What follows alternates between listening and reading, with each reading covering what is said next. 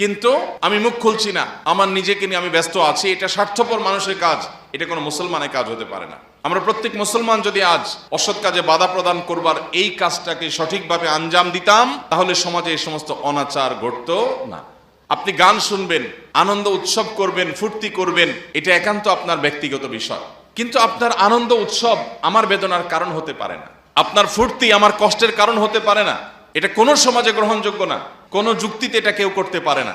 কিন্তু সমাজের উচ্ছৃঙ্খল তরুণরা এই 31st নাইট উদযাপন করবার জন্য যে সমস্ত আয়োজন করে, অনেক ভবনের ছাদে এই সমস্ত অনাচার যখন হয়, আমরা অনেকে দেখেও না দেখার ভান করে থাকি। বাড়ি মালিকদের কর্তব্য ভবনের ছাদগুলো সব তালা মেরে রাখা, অভিভাবকদের কর্তব্য সন্তানদের দেখে শুনে রাখা, তাদেরকে বোঝানো, কাউন্সিলিং করা যে এ কেমন উৎসব, যে উৎসব বহু পাখির মৃত্যুর কারণ হবে। প্রতি বছর আপনারা দেখেন বিভিন্ন স্থাপনা, বিল্ডিং এ, বিভিন্ন জায়গায়, বিশেষ করে পরিত্যক্ত ভবনে, বিভিন্ন ব্রিজ কালভার্টের নিচে, বিভিন্ন জায়গায় অসংখ্য পাখিরা ছুটোছুটি করতে থাকে, হুড়োহুড়ি করতে থাকে। কারণ বিকট আওয়াজ এটা তাদের হার্ট অ্যাটাকের কারণ হয়, তাদের কষ্টের কারণ হয়, এবং মৃত্যুর মুখে বহু পাখি ঝরে পড়ে।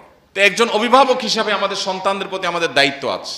আমাদের সমাজের তরুণরা কারা কারা এসব অপসংস্কৃতি, এসব অনাচার করার জন্য প্রস্তুতি নিচ্ছে, সেগুলো দেখা সমাজের মানুষ হিসেবে আমাদের দায়িত্ব আছে। আমরা শুধু সুবহানাল্লাহ আলহামদুলিল্লাহ পড়বো, আমরা শুধু কোরআন তেলাওয়াত করব, আমরা শুধু নফল নামাজ পড়ব, আমরা শুধু দান সাদকা করব, আর মসজিদ মাদ্রাসা করব, মানব সেবা করব, এটুকু দিয়ে আমরা আল্লাহর কাছে পার পাবো না।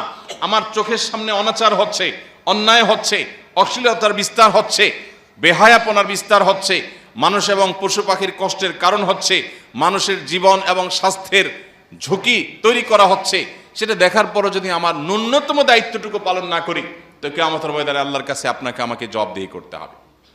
প্রিয় ভাইরা আমার, আমাদের প্রত্যেকটা মানুষকে সচেতন হতে হবে, অন্যদেরকে সজাগ করতে হবে, সচেতন করতে হবে। আল্লাহ আমাদের সবাইকে সেই তৌফিক দান করুন।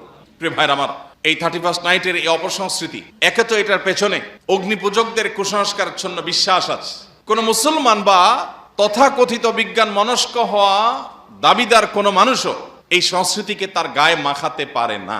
দ্বিতীয়ত, এর পেছনে এত পার্থিব ক্ষতি আছে, এর পেছনে অনেক অনাচার আছে, সেগুলোর পাশাপাশি আমাদের চোখের সামনে দেখা স্পষ্ট যে ক্ষতিগুলো আছে, সেগুলোর হাত থেকে মানুষকে বাঁচাবার জন্য আমরা প্রত্যেকটা মানুষ এটার বিরুদ্ধে দাঁড়াবার কথা। প্রতি বছর 31st নাইট উপলক্ষে আমাদের দেশের দামি দামি হোটেল রেস্তোরাঁগুলোতে যে সমস্ত বড় বড় গানের এবং আমোদের আসর বসে, যে পরিমাণ মাদকের ছড়াছড়ি হয়, যে পরিমাণ অর্থের অপচয় হয়, তার সিকি ভাগও যদি ব্যয় করা হতো, তাহলে দেশে শীতে কম্পমান শত শত হাজার হাজার বনি আদমের শীত নিবারণের ব্যবস্থা হয়ে যেত। দুর্ভাগ্য আমাদের, আমরা টাকা আকাশে আগুনে পোড়াচ্ছি।